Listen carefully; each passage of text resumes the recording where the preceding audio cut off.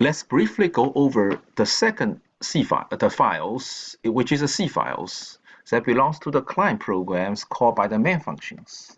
That C files contains a function is called sock_client.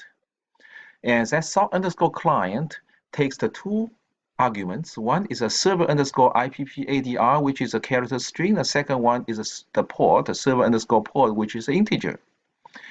And then it starts with include the necessary, the header files, and declare the necessary variables. And one of the variables is sock_addr_int, which is a structure. And it declares the server, which is the variable name, and the data type is sock_addr_int.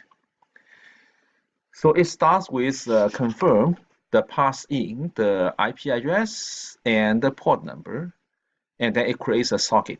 So assign a return to the socket, the variables.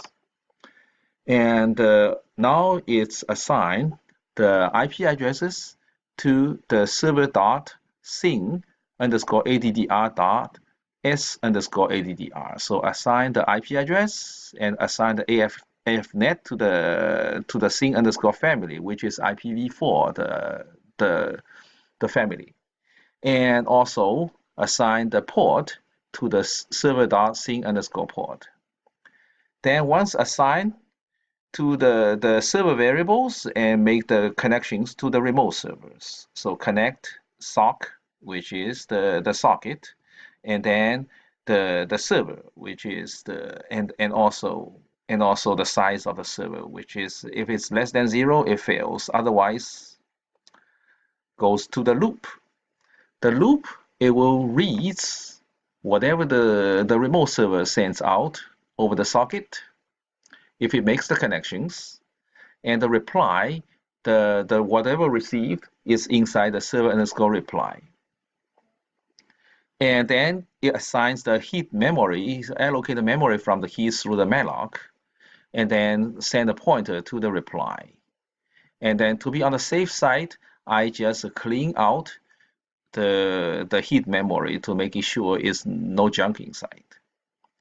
And then it will copy the server_reply it receive whatever from the server, the remote server sends out into the heap memories pointed by the reply variables, and it prints out the content of the heap memory.